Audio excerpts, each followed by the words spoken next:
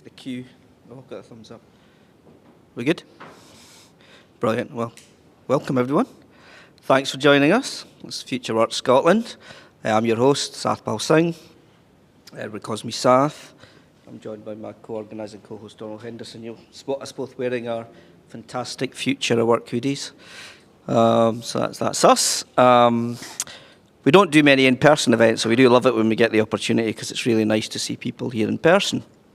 And it's nice to just chat to everyone and make some new acquaintances as per this fantastic talk that we're going to have today.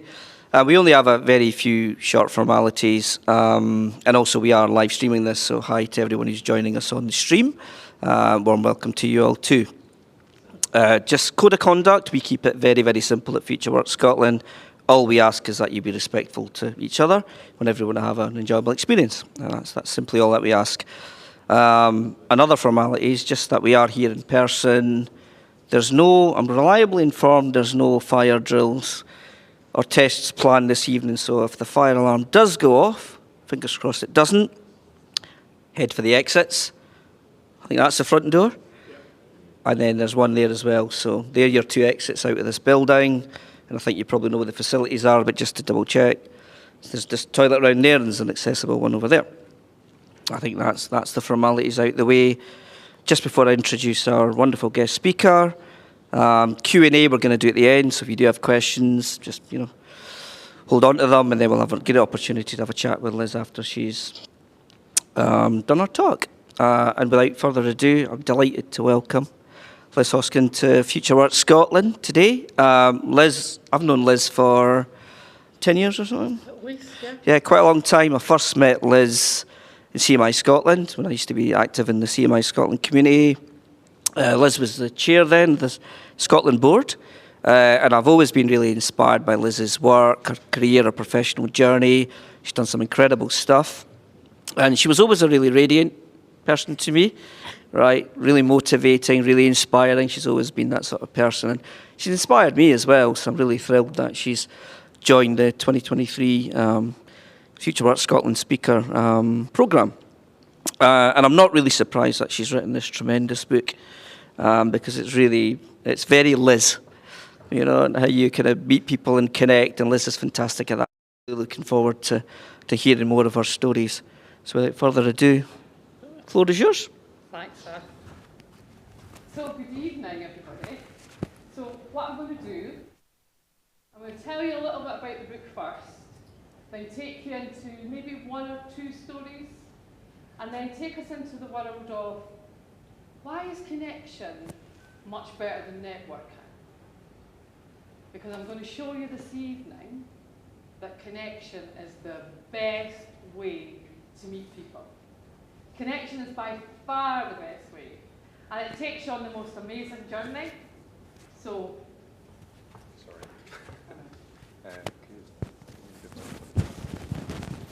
and like every woman has these issues when it comes to microphones. Okay, right, we're going to go to the plan B. Right, okay. Cheers, sorry about that. Perfect. Thank you. You could just stick that. I'll just stick that someplace. Where women always stick things, where people cannot see them. Brilliant. Thanks, Andy. So where was I? Yeah, so I was going to tell you a little bit about this kind of networking versus connection. And once you learn how to do this, I'm going to also, before you even learn how to do this, I'm going to tell you a little about the formula. So there is a special positive connection formula as well. So without further ado, let's get started. So I wrote this book in a week during the pandemic, because I was going to write it quite a lot of times and then just never got round to it. But then the pandemic took away all my excuses. And when your excuses have gone, you have to write the book. But another reason for not printing it was my mum always said to me, people from Falkirk can't write books. So I did listen to her for a little while, but during the pandemic I thought, I'm going to smash this. So I wrote it in a week and then probably pondered through the whole pandemic whether it was good enough to actually publish it. But the best bit was, it was. because all of a sudden you lose all of that stuff that we carry on our shoulders. And I went, you know, I'm going to just Bear Grylls it and put this book out, and if people like it, great. If they don't like it, great. I'm just going to put it out anyway. And it was just so exciting. And the whole point of the power of positive connection, when I wrote it, I was going to call it Making Positive Connections. But the more I wrote about it, the more I realised how much power is in positive connections. And I'd never really realised that before. So, without further ado, the stories. So the stories, there's 30 stories in the book. They're all true. Names have been changed because I have to protect the innocent. But some of the stories, I can give you a backstory, I think, that would help sometimes. Because when you hear the backstory, so if you go to the very end of the book, there's a story about Florian. And this man was the most angriest man I'd ever seen before in a restaurant. So we'd just finished Jardin de Luxembourg, and we'd walked along and went to this lovely cozy restaurant when this really irate man came in. And he just was not happy with the world. And the maitre d' was running around like an absolute mad person, trying to grab him to get him out when he turned up at my table. Now, bearing in mind, I was at a table with someone who wasn't the most positive person. And we were sitting there, and he was just shouting so loudly when I picked up a bit of an accent, and I thought, I wonder if he could speak English. Don't ask me how I knew that, but I just stopped him. And then he went, yes. And I said, right, so instead of being angry, why don't you put your energy into telling us your story? And he told us his story, and he came all the way from Canada, and he was on his last legs. He was staying in Hotel Shakespeare, Shakespeare's Hotel, where all the writers go and lie on the floor. And he was lying on the floor because there was no money left. And we chatted, and then he said, but this is my last items. I've got a CD, and I've got some poetry. And I said, right, we'll put that back in your bag and keep it. We're just wanting to give you some money so that you can have a good week. And he couldn't believe it. From being so angry that he thought the world was against him, all of a sudden, through a Scots person calming him down, he decided, wait a minute, life could get better. So I gave him money, and my negative companion was kind of forced to give him some money, which was really good, because sometimes it's nice to learn to be nice to people and be kind. So anyway, we gave him quite a bit of money, and we said, just keep your stuff. But he was so excited that someone would give him so much money. It was only 160 euros, it wasn't loads. But he was so happy. So he gave us some poetry, gave us a CD, and I went, no, I can't take it all, because you can now go and sell that, and that will help you last a bit longer. Please don't give it to me. Then he went into his bag, and he found another poem he could give me, and he gave me the poem. So then, like all good Scots people, I have to get more out of this. So I asked him, would you come to Scotland? Now, I was asked this evening already, what happened? Did he come to Scotland? Well, no, he didn't, because he didn't answer his emails. And it was such a letdown after all of that, because I thought he was going to do so well. But I'm sure I will meet him one day. And tonight, you never know. We're streaming this. He might know someone who knows someone, and then another connection could start. So that's Florian's story. So now I'm going to just take you into the whole power of positive connection. I've been a positive connector for a lot of time. I don't know if you've ever read Outliers by Malcolm Gladwell. So I've done my 10,000 hours plus. I was working out tonight because I went, I wonder how many hours I've done. I thought, I'm not telling you, because then you will know what age I am. So I'm not doing that. But the whole thing came about because I love stories, but I also love to go out to do networking. And networking for me was never, ever working. Because people rush about with their cards, and they never really get a chance to have a proper conversation. They're either too busy cultivating people for their ends, or they're very busy thinking, oh, I don't know, and I don't really like doing this, and it's awful awkward, and it's all that kind of strange stuff. So I decided I would do networking differently. And how we do networking is completely different because we go in and we're up for a really good night. That's how it all starts. And when you're up for a really good night, what do you get? A really good night because we're focused.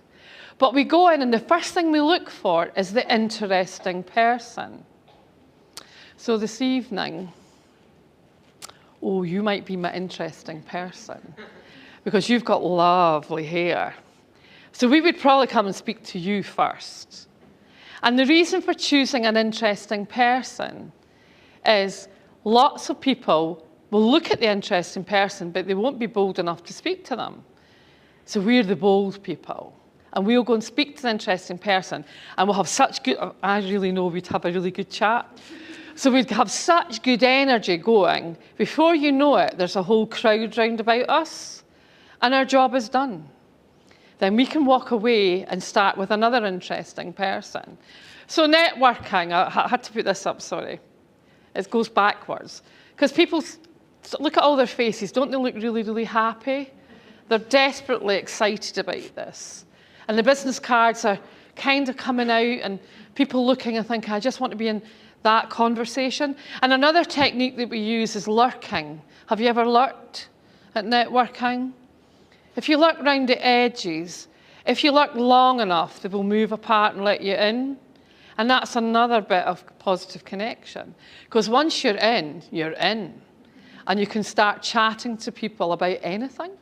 Or you can ask them questions because we listen. We do a lot of this listening stuff because people tend not to listen. They wait to respond. Whereas we don't. We like to kind of listen and then use it against you. No, use it with you. Because we really want to make sure that you have a good night too. And that's what makes the difference between connection and networking. But there's a power behind the positive connection. So when I was writing the book, I'm going, right, come on, Liz, what was the thing that made all this work?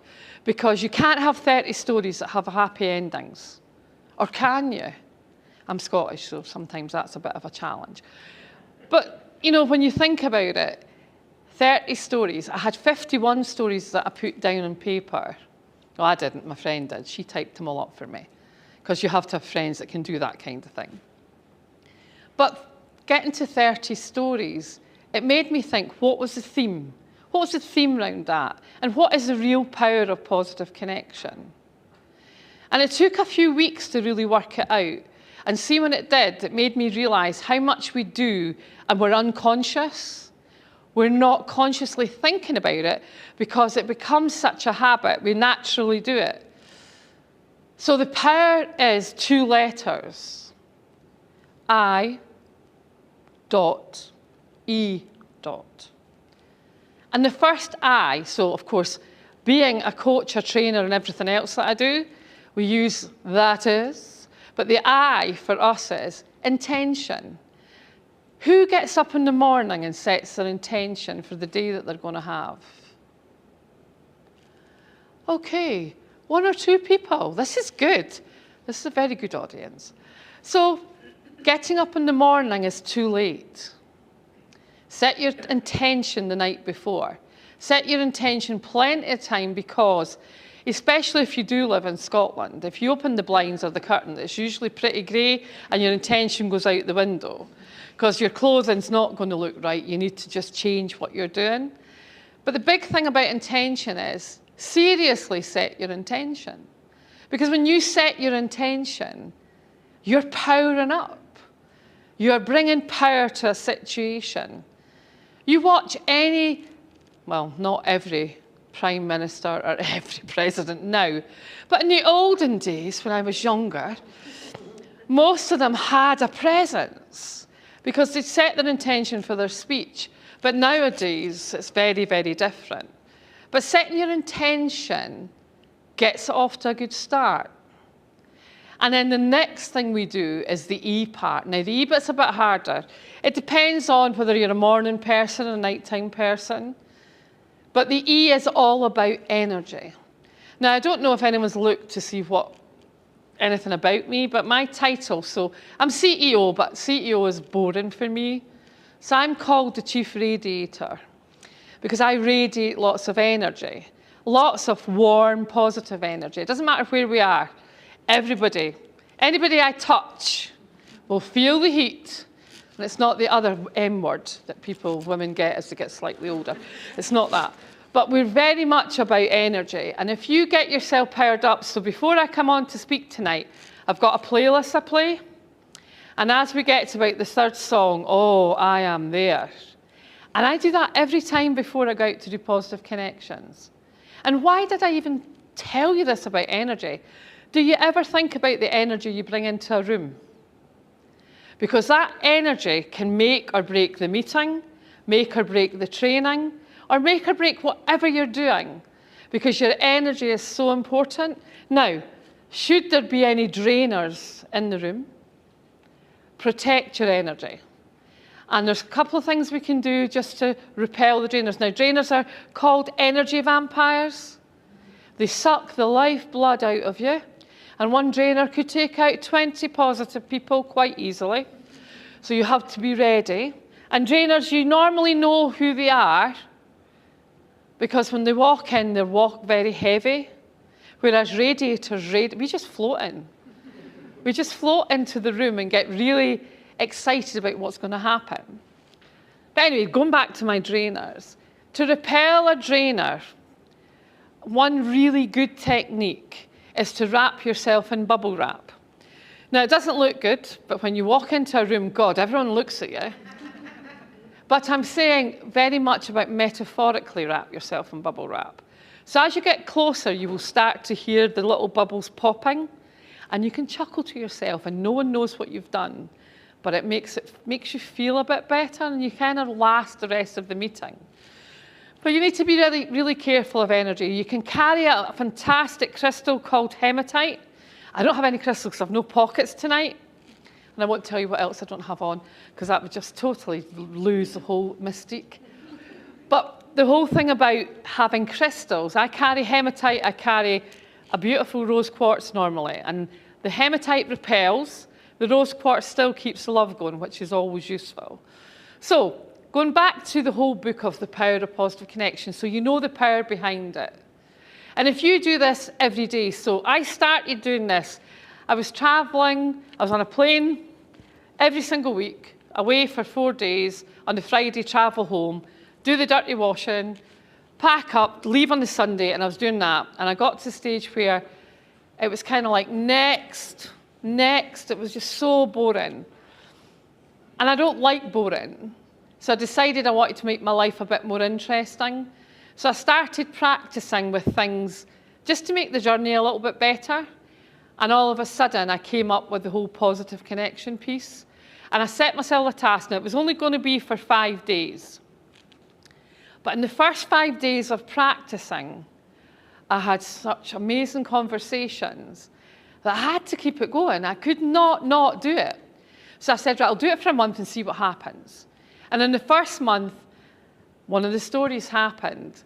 And I literally met someone, and it was, I don't believe in randomness. I don't know how you feel, but I really do believe you're meant to be in certain places.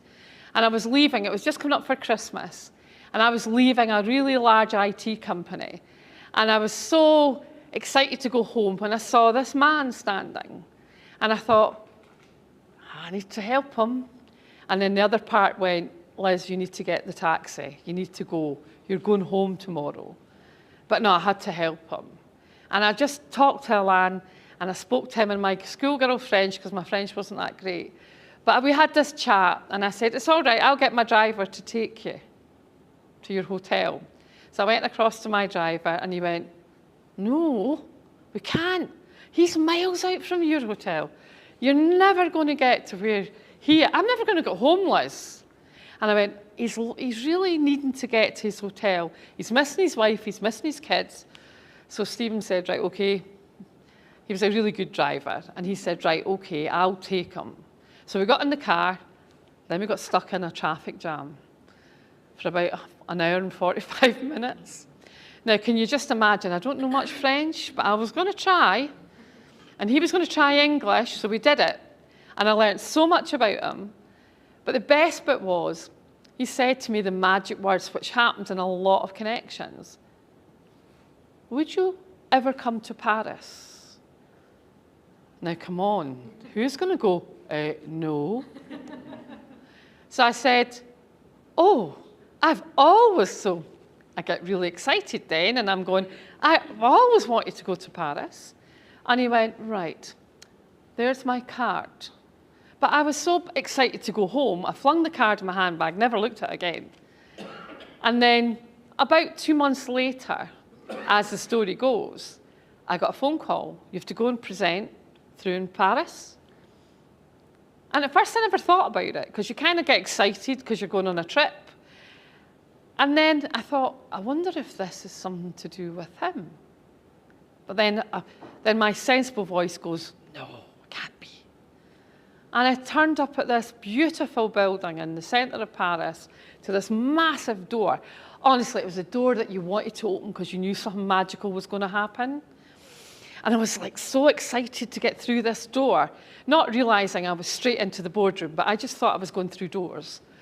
And I opened the door, and I got into the room. Now, I never put this bit in the book, but as I arrived, all these people turned around and looked at me. And it was like, kind of, I'm in the headlights here. What am I going to say? And I didn't have to say a word. He stood up and he went, okay, Liz is here. You will be fine now. She will sort us out. And I saw Alain sitting at the top table. And he just laughed and he went, come on, tell them about what you told me in the taxi. And I'm thinking, we talked about your wife having so many children. We talked about Christmas presents. What did I tell you about? But it was so amazing. And he then started the conversation going. And I ended up in Paris for 6 months. And that's how good a positive connection is. But I don't do it for that. And that's how it works. Because if you do it thinking of reciprocity, that it's going to come back to you, it'll never work for you. You have to do it and just let it go and see what happens. Because the best bit is when something magical happens. So, carrying on to this. So we have the power of connection. We've got the IE, sorry. But the whole part about intention is it totally matters, because he said to me, I had spoken to 3 people that evening, and everybody just ignored me. They went, oh, I'm not going that way. He said, but you, I just knew when you came in, you were going to help me. And I said, how did you know? And he went, you were smiling, and you looked so happy. I just felt you'd be kind. And I said, oh, thanks for that. But I always like to be kind, because there's not enough of it around sometimes. And because of the pandemic, we've lost a lot of connection. So I launched my book on the 1st of July this year, because I felt by that time people would be looking to learn about connection a little bit more. But how do you do it? So there's a special formula. I kid you not. Now, I did tell a story earlier on this evening. I did do it at a banking conference. And I remember looking out at all these bankers. There was a lot of them. And I thought, I don't think they're going to get this. So I went away and I made this special formula up specially for them. It looked very mathematical, because I thought there'll be a number of people. And I put it up, and this man went, this will never work. And I went, I can guarantee it will work. And he went, I'll eat my hat if it does work. And I thought, yes, you're going to eat your hat. Now, he didn't eat his hat, but he did apologise. So it's always useful. So, making a positive connection, if you follow a track, your brain will take you to wherever you need to go. And our brains are really stupid. I don't know if you know that. Yeah? They're really stupid. We need to tell our brain what to do. And then it brings up a selection, so be very careful what you tell it, because you need the right selection. It's like when you go onto a computer. You really need to know what you're going to open up. So it's a word that you might know. I don't know, though. See if I've done it the right way. Go back the way. I'm going to get used to this different. So here's a connection formula. So I thought formula would be quite kind of scientific. I'm trying to big myself up here, but I don't know if it's working. So here it is here. H plus E plus LL plus O times P equals a positive connection. Now, I don't know if there's anybody in the audience who can work out what that kind of spells out. It all starts at hello. But hello means something. It wouldn't be me if it didn't. So when you go to do a positive connection, Let me show you. Oh, over T. And that does let you know it is hello. But the positive connection formula. The first part is heartfelt. If you go into a room full of strangers and you engage with your heart, what happens is, oh my goodness, amazing things happen. Absolutely.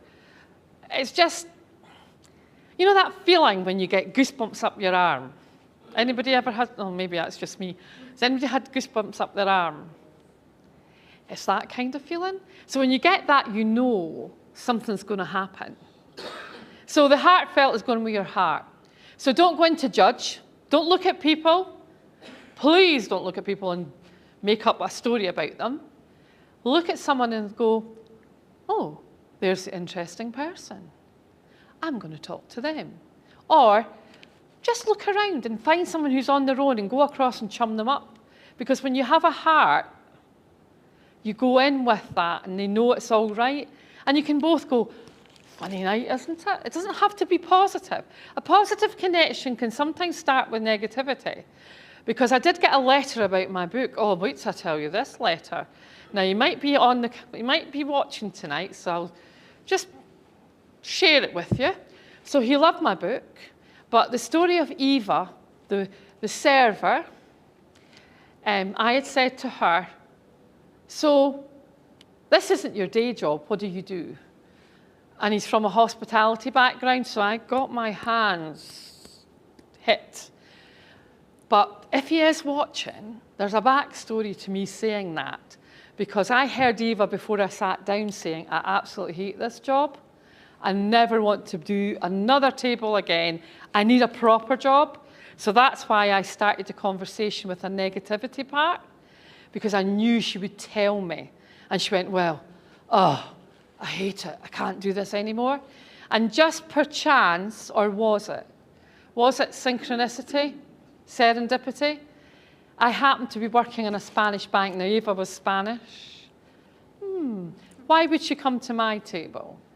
And I knew they were looking for people, and I said to her, look, I'm going to speak to the boss tomorrow when I go in, and I'll give you a call. And I did. And he said, look, there's lots of Spanish people from Edinburgh come through to Glasgow. We could chum her up with someone. And before we knew it, we had Eva sorted out just like that. And she sent me the most amazing card. And when you opened up, it was, you are my sunshine. Because she came to the dinner that evening really annoyed with herself because she hadn't managed to get a job. She'd put about, I don't know, hundreds of applications, heard nothing. And that night we could make some magic. And that was because I came in with my heart.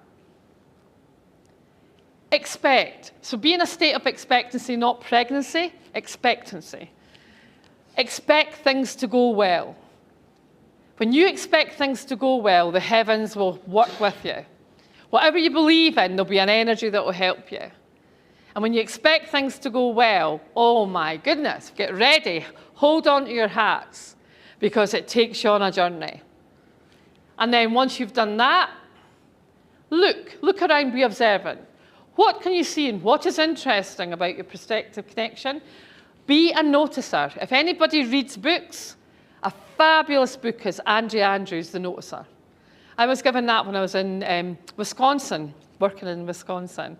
And one of the girls, I was working with her for a couple of weeks, and she gave me this package to go on the plane, and she said, Liz, don't open it till you go on the plane. I've just had the top of the microphone thrown at me by Saf. It's that kind of friendly environment. But, you know, the whole thing was, don't open it till you get on the plane. And when I opened it on the plane, it was The Noticer, and I'm thinking, and she'd written in the cover, to Liz, my personal noticer. And I thought, that's really sweet. But oh my God, his story's amazing. So I will just leave that there if anybody likes to read. But be a noticer, because you'll notice things about people. And since the pandemic, we really need to look at people. We need to look at them in the eye, see the colour of their eyes, but also look at their face. Because we're all about psychological safety in the work that we do, and really making sure people are noticed. So being a noticer works, because you can really see things that they maybe don't realise they're showing, and you can really do something about it. And I would urge every single person to try something like that for someone, because people have, A lot of people have come out not as good as what they were when they went in. Listen carefully to what your prospective connection is saying to you. Show interest. And how do you show interest? Lean forward. Lean forward or, oh, and say nothing, but just show it. Let them say their stuff. Because as you let them say their stuff, you will pick up so much about them. And then you can work out what you want to say later, but you might not even say much. It's really nice when someone listens to you. The story of the taxi driver in Ireland from my book. And honestly, that evening, when I got picked up, I wasn't sure if I'd done the right thing.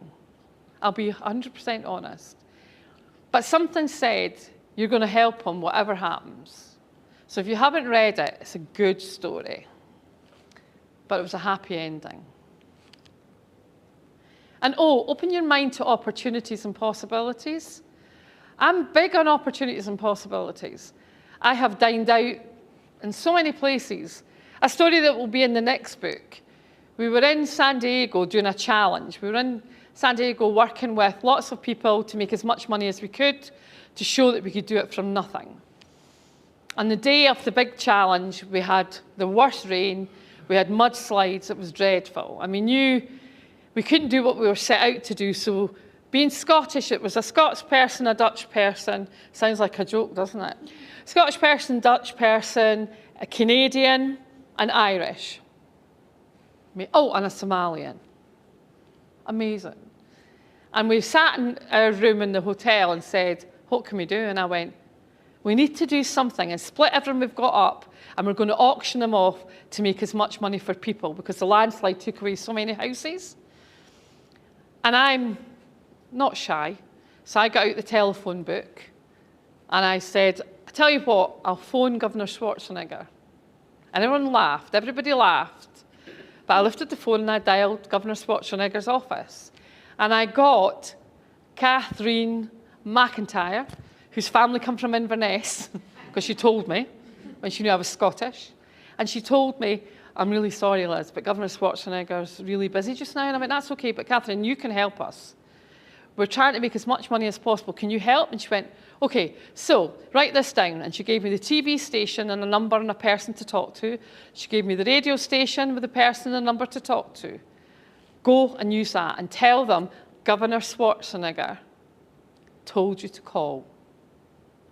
But it doesn't end there, because then we did a bit of that, but then what happened was the Pope took a heart attack, and all the newspapers and all the stories, everyone was wanting to find out what was wrong with the Pope. There was a hold-up at McDonald's restaurant downtown San Diego, so the helicopters whizzed to there, and we were all standing, waiting to be on telly, and we never ever got to be on telly.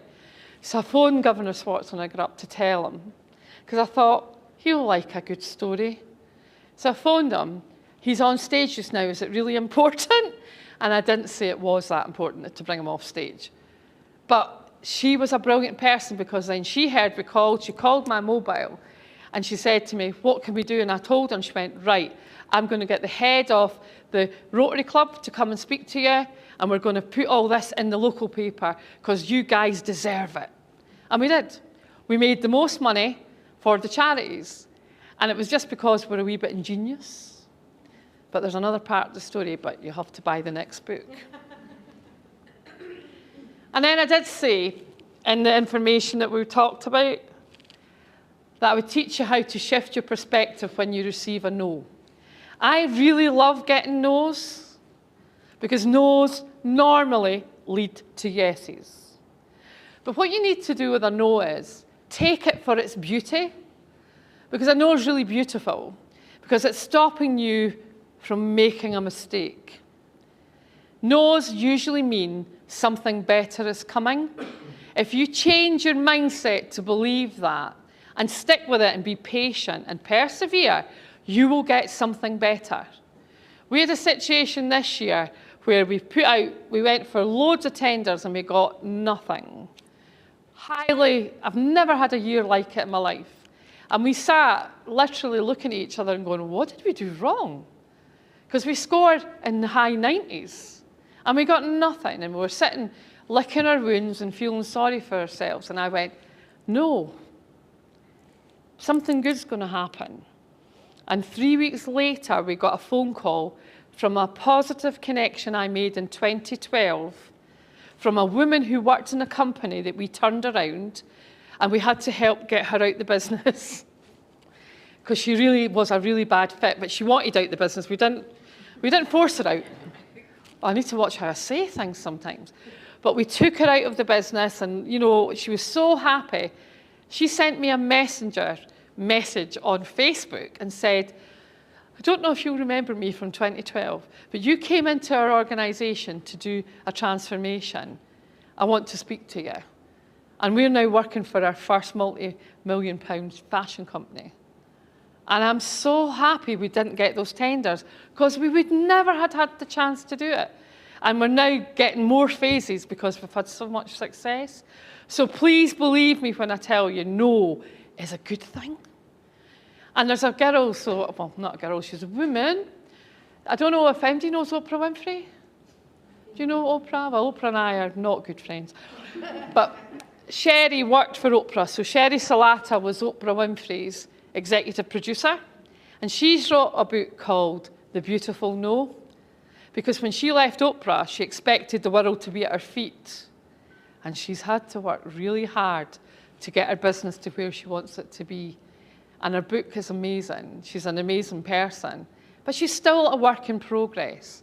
But she said when all the stuff with Oprah finished, she didn't know what was going to happen. But I think it's 7 years ago it all sort of came apart. And now she's got her business and she's doing what she loves now. Because she felt when she had that, her life was given over to the own network rather than doing her own stuff. So yeah, she found her beautiful no. I think that's just me, she said. And over to Sath for questions. Oh, no, I forgot my mic. Oh, sorry. That's all right.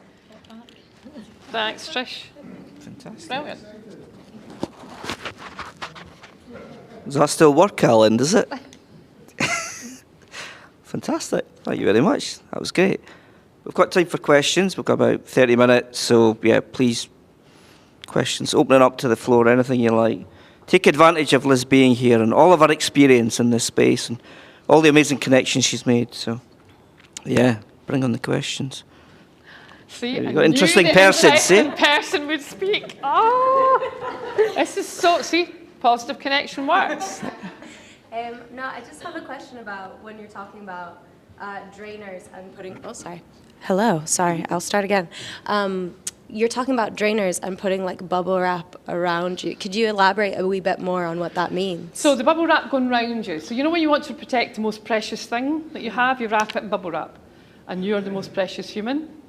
So you don't want to have the drainer energy taking away your good energy. So if you put that round, it's just fun. So you wrap it round you, and as they come near you, your bubbles will start popping. And it's just a bit of fun so that we're not saying to them, oh, for goodness sake, get out my road. Mm-hmm. It's about just joining in the moment. So when we're in organisations, we look for drainers, but what we do is we help to rehabilitate them. Now, what I mean by that is, drainers are people who are stuck, but they're not sure why they're stuck. They don't even know if it's them that made them get stuck. So we do a lot of work with them, and it's great because the drainers turn into sometimes the most positive. They're like us on steroids. Because once they've realised things, they have this new lease of life. And I was telling a story earlier on about one of the drainers we had. So this woman worked in an organisation for 23 years. I will not name it, because just in case. But 23 years, and we did all our stuff, and she just wouldn't come to the party. But I knew she would, because they always do, okay? And if they don't, they'll leave. But leaving is a good thing for them, because they'll go off and do what they want to do. But anyway, we did everything, we finished, we were coming back in the new year. And on the new year, now this woman wouldn't make you a cup of tea, she would not give you a cup of water, she would let you probably faint on the floor, because she didn't like to help people. And we came back in, and also, she never wore any makeup and she never did her hair. That's another important part. I walked in the January, and Dave will confirm it. She came in and she had turquoise scarf on. She had the most amazing hairdo. She had her makeup on, and she brought me chilled water. So naturally, I have to test it. So I said to her, right, office now. Well, office was really a cupboard because there wasn't another office on the ground floor. But anyway, we went into the coat cupboard, and I said to her, right, defining moment. I want to know your defining moment because you've got it now. So what happened? And she went, you'll never believe what happens, which is another positive connection thing. And I said, what? She said, it was a Christmas party. And I thought, oh, geez, what's happened? But she never went to the Christmas party. She never goes, right? So this year, after what we were doing, they decided, well, there's no point asking because she never goes. And they didn't ask her. And she was really annoyed. So she went and poked them and said, why did I not get asked? And they went, well, there was no point. You never come. But I might have come this year. And they said, well, you never asked us. And she went, oh. So why did you not ask me? And they said, because you always moan and you're always not happy about it. You know, and we just decided this year, no, we're not going to annoy you by asking you. So we thought we'd just let you be. So she went home and she went, it's me. There must be something wrong with me. But there wasn't anything wrong with her. She just didn't let people in. So she started writing things down and she's discovered, wait a minute, it's me. So she decided, right, so I'm feeling a bit better now. I've got it off my chest. I'm going to try. And she found out, well, her daughter and her had stopped speaking probably 7 years before. But she remembered that she couldn't remember why they fell out. So she contacted her daughter and she spent Christmas with her daughter and her new granddaughter that she would never have met if she hadn't come on our programme. And then in the February, after we left, she won the postcode lottery and she won £9,000. Now, the reason she won, I can't tell you. I can't make promises to you about the postcode lottery. But the reason she won was because she believed in possibilities again. She'd stopped believing. And she turned into the most amazing radiator, because that's the opposite. And it was just amazing. Does that answer it? Yes, thank you. Brilliant, thank you. Yay!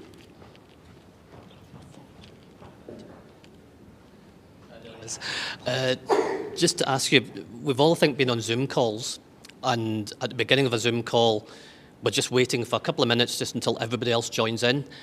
What's the best thing we can do during those couple of minutes when we've got a captive audience?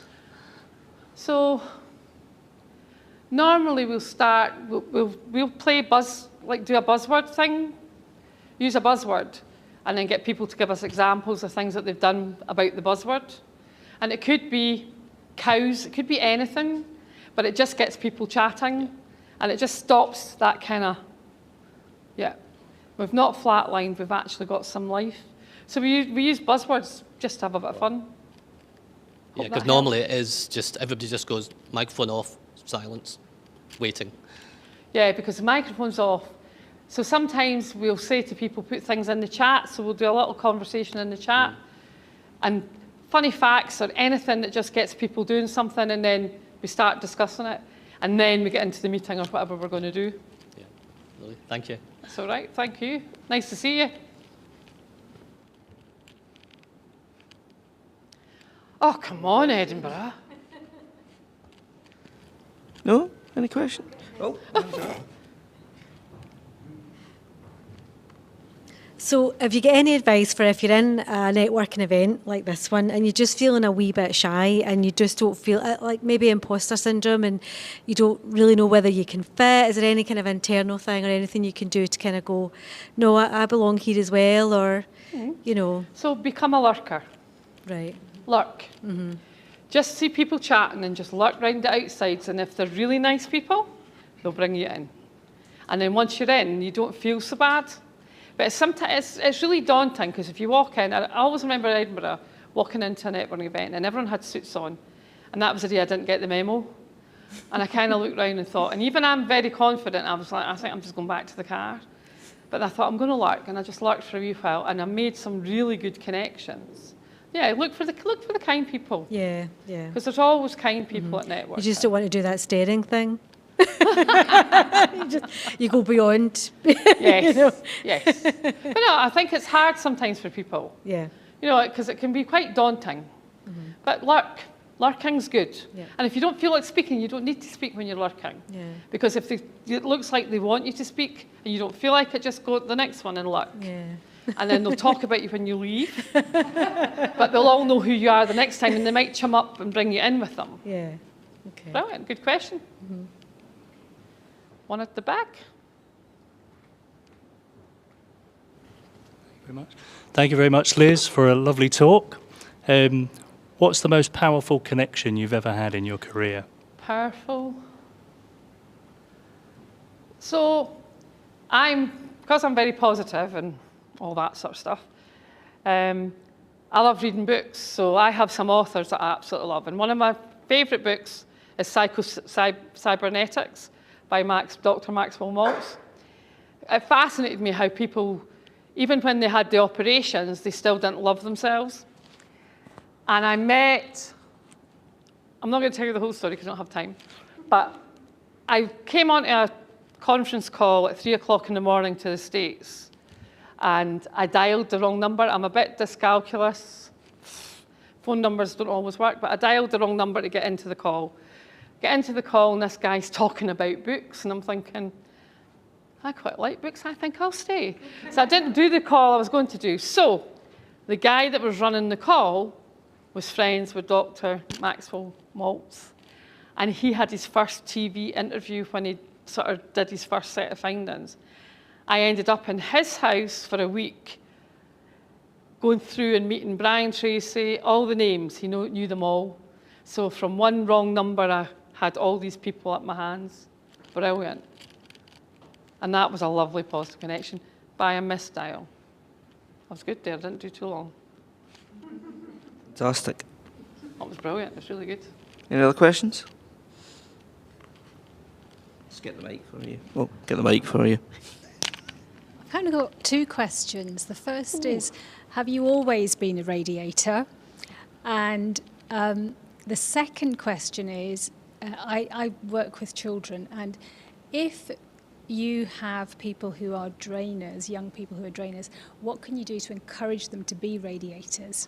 Right, brilliant. Not the bubble wrapping, because Yeah. you've got to work with them. So, no, I have not always been a radiator. I'm from the most negative family in central Scotland. Everything was negative, and I decided to be different.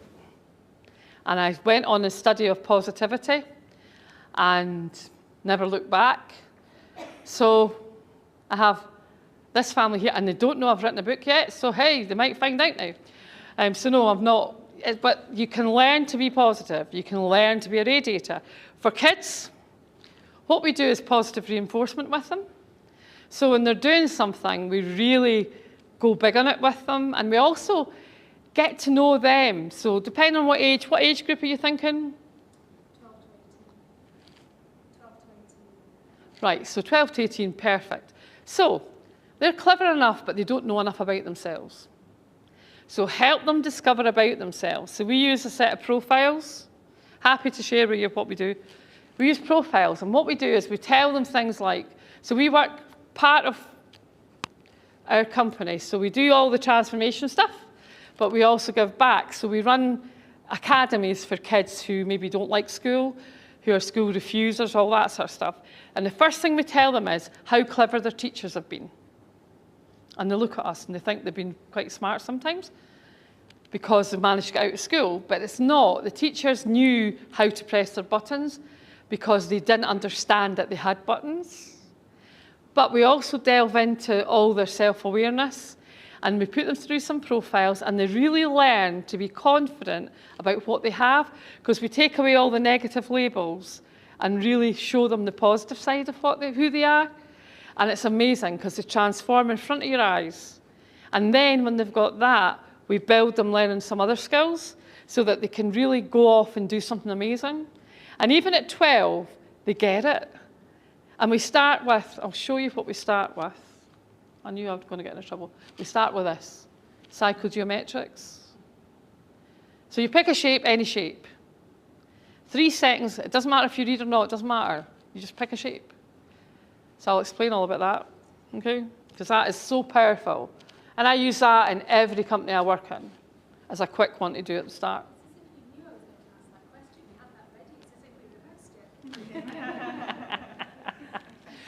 But you know, something like that, because it's shapes, they're desperate, and then they're desperate for a label. But there's no bad label on that. But it tells them something about themselves. And see, once you know something, you can't help but feel a bit better. Because at school, they don't always get all of that. Does that help? Yeah. We use a lot of good profiling that schools really should use. And I use the should word, but it'd be really good if they tried. Here we go, another one.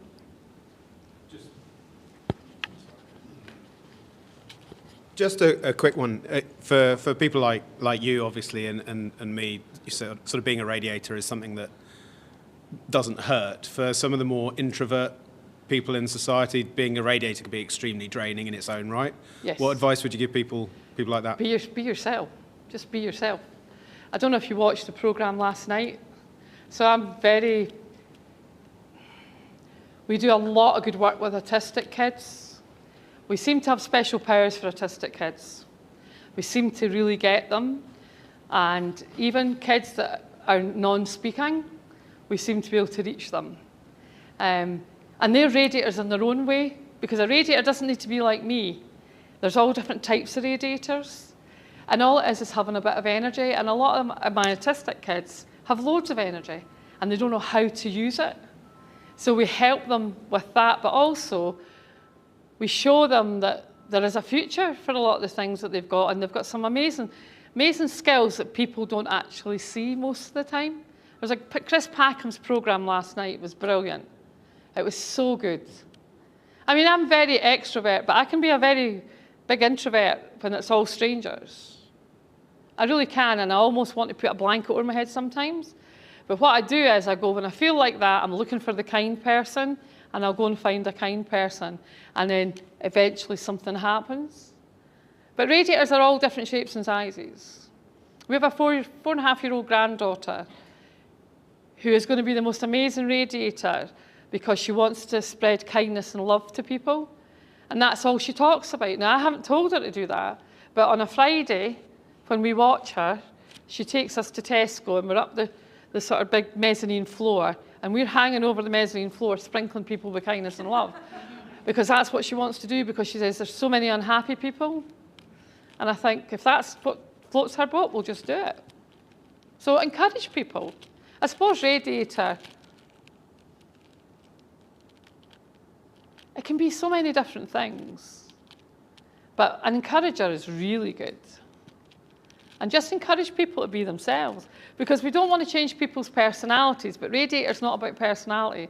Radiator's much more about energy and being kind and heartfelt, if that makes sense. Brilliant, thank you. An inspiring grandmother would have thought it. I know grandmothers, thank you. So yeah. So we do also have members of our community joining us on the live stream. I believe we have a couple of questions. Yay. Which is cool. And see if it's someone I'm thinking. This is going to be really funny. Got a question from Kaylee. Love this in conversation tonight. How do you build up your resilience after lots of setbacks, especially ones you don't anticipate? Okay. And Polly is asking, it's been great listening to you, Liz. Do you ever have times where you feel less positive, and what do you do to get back on track?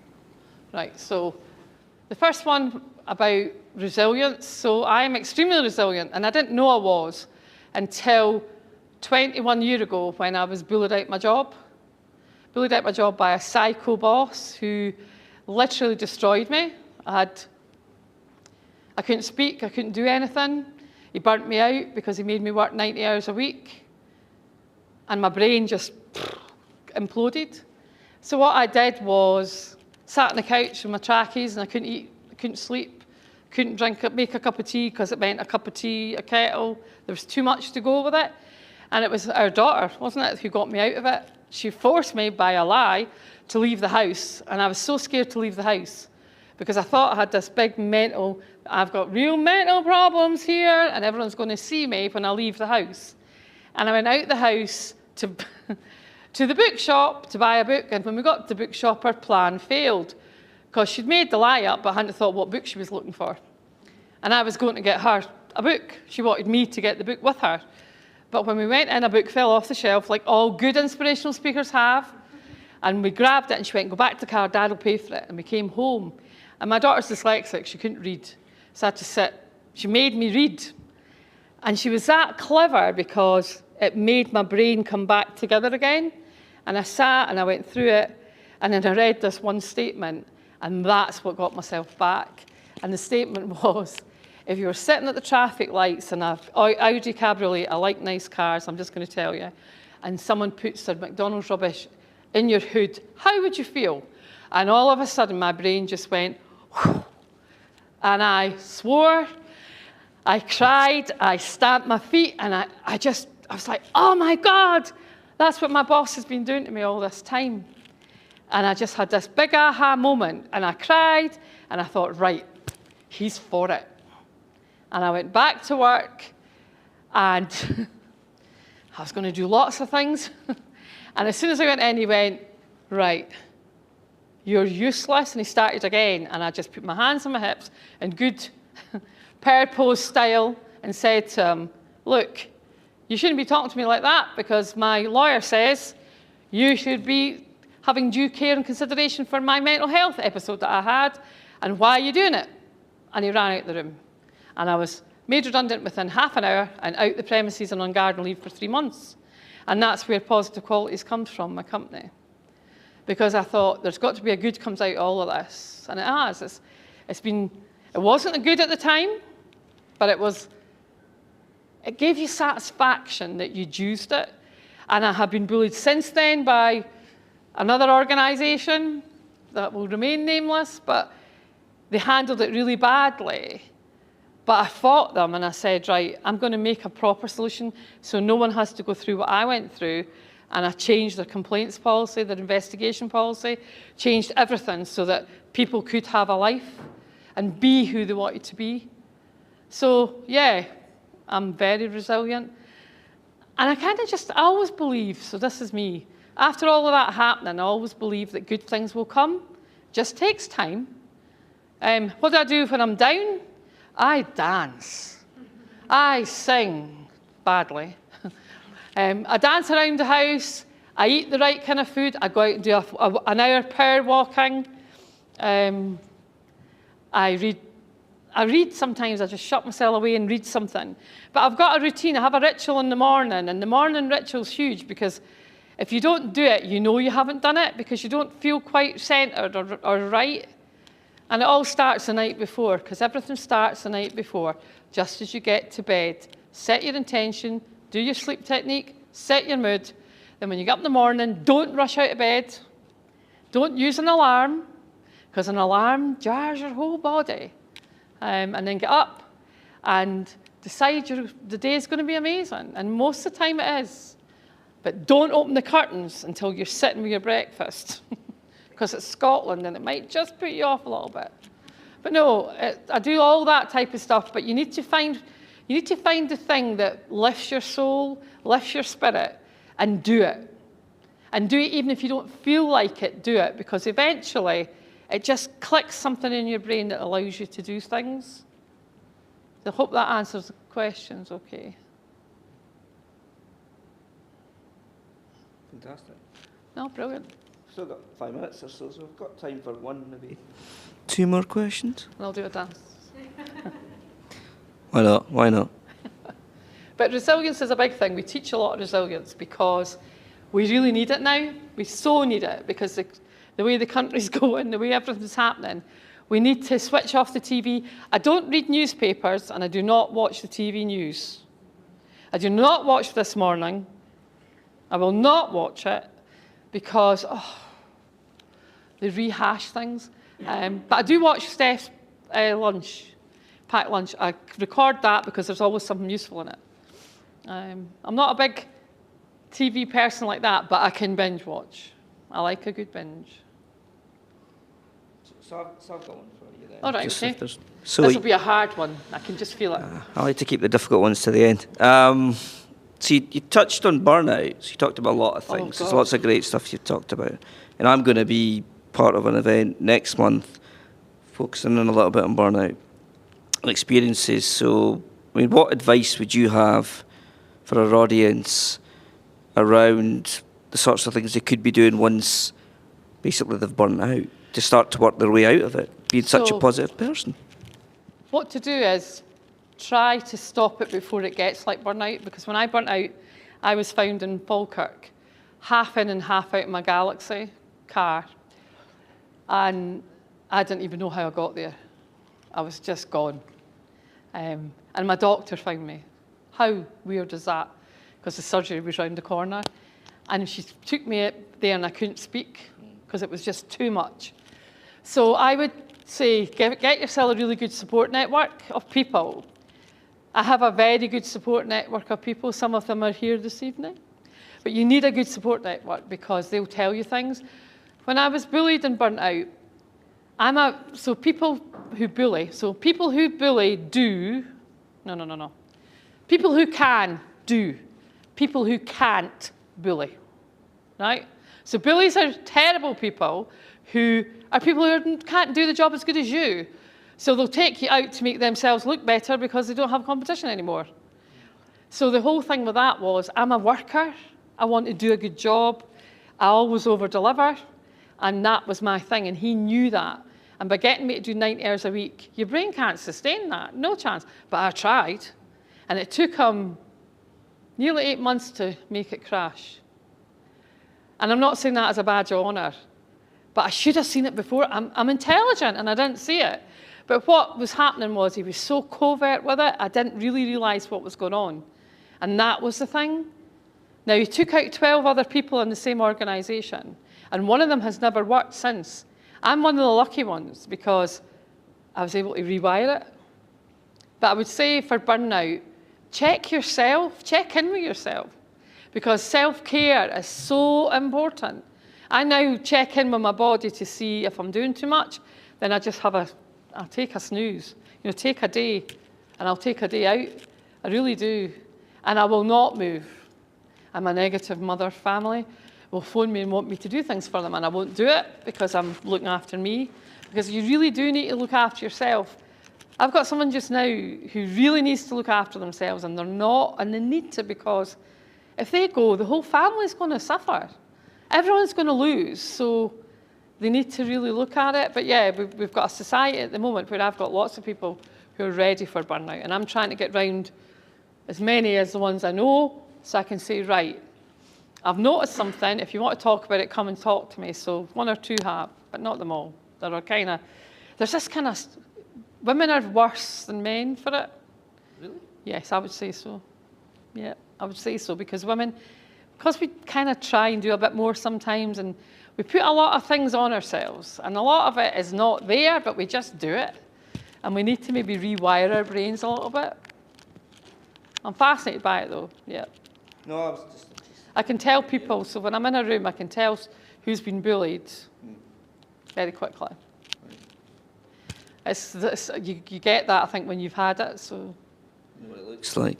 Yeah, you know what it looks like, and also you know when people are avoiding things as well, so you kind of pick it up. I do a lot of coaching of CEOs and things, and the amount of them that have just about lost it. But I can at least share my experience as well and help.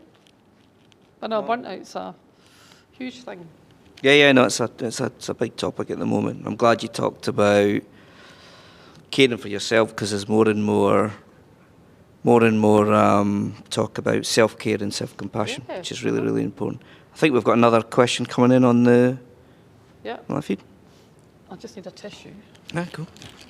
I need a tissue because my nose is starting to run. Yep. I don't.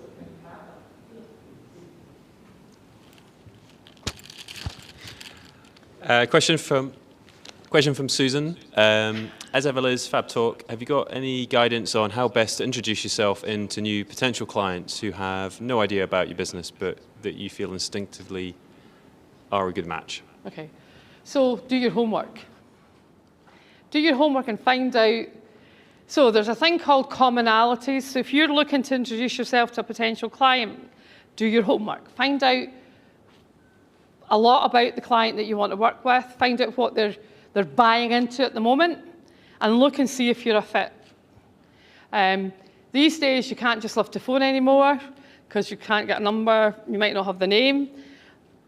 But tell her to ask me, because I'm going on a course on the 28th of February, and I should know more about the new way of doing things because I want to learn different ways of doing it now. But I used to go in. So how I used to do it was I'd go early to someone's place and talk to them before they were properly open. So if it's the person I think it is, it might be shops. If it's shops, I would go for them opening up and grab them before you get started and present what you've got, but really go with it, because if it's the person I think, you've got a most fantastic product. So the product will speak for itself once you get there, but do your research. Fabulous firepower, yes. It's absolutely phenomenal, it really is, and it needs to get out there because flowers are such a great gift to give people, but it's not flowers she does cards that go with flowers, and she does prescriptions and stuff. It's really good, very interesting. Brilliant. Nothing else on the feed? All good? Fantastic, right. I'm good. I think I'm going to bring it there with the questions, you'll be glad to know, because I think you've done a fantastic job. Admirably answered all the questions. I've got one last one for you. I'm going to bring it up to close. When's the next book out? The next book, I reckon it'll be sort of before Christmas this year. Right. Later this year, then. Later this year, yeah. I've put all the stories down, but I've also put a set of tools. So at the moment, so here's a vote of hands. Would you prefer another storybook? Put your hand up. Or would you prefer a book of tools and all the things that you can do? Tools? It looks like it could be a book of tools. I'm getting nudged towards tools, because every time I talk about it, people are asking for more tools. So I'm thinking it'll be a book of tools first, and then there'll be more stories. Yeah, I'm not surprised to hear the hands go up for the tools. I think, yeah, folk would love to get some practical tools and things you can use to really work through a lot of this stuff and improve what they're doing. So fantastic. No, brilliant. So, yeah, brilliant. So I was just going to say, let's have a hand for our speaker. You beat me to it. You beat me to it. Fantastic. Always good to see Liz. Really enjoyed that. Wonderful stories. And it is a wonderful book, so if you've not read it, I would encourage you to pick it up. I do have some books with me. Well, there you go. Fantastic. So, yeah, get yourself a signed copy from Liz. I've got one. So, yeah, I would definitely encourage you to read it. There's some really heartwarming stories in there. So, yeah, fantastic. That's us come to the end. Just wanted to do a few thank yous. First and foremost, I need to thank our wonderful venue hosts this evening and Digital for having us along. It's a really great venue in central Edinburgh, easy to get to. I did park in the wrong place and got in trouble, but other than that, it was all good. So thank you to the team here. And I'm looking for Joe. Where's Joe? There's Joe. So Joe helped make this happen. Joe's a good friend of ours in the Agile community. So thanks to everyone, and also thanks to And Digital for the food and drinks this evening. I'd also like to thank Product Forge. Alan's there working hard at the back to help us stream this to our live audience, so hope they all enjoyed this session. And of course, once again, our thanks to our wonderful speaker this evening for a really good session. And last but not least, thanks to all of you for coming along and taking out the time and making the effort to make it a wonderful evening. Give yourself a round of applause.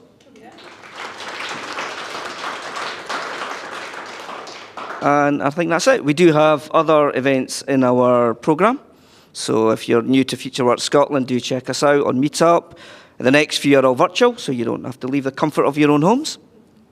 But do look out, there's some really good stuff. We've got one on adaptability coming up March. A really good one around coaching. It's from an amazing Agile coach. He's talking about why anyone can coach. So if you're interested in learning more about coaching and building your skill set there, check that out, and we'll have a whole bunch of other ones coming up. And yeah, just thanks again for coming. And can we hang around for a bit and network for a little bit? So if you've got time and you want to stay and connect, there you go, right? Make some powerful connections. And I need to get the last train, but apart from that. well, you're in charge, so you kick us out when you need to. But yeah, thanks again. Really enjoyed it, and I hope you'll hang around for a bit. And enjoy your drink. I don't think you'll want any cold pizza, but yeah, hang around and say hi and make some connections. Well, thank you, everyone. Thanks again.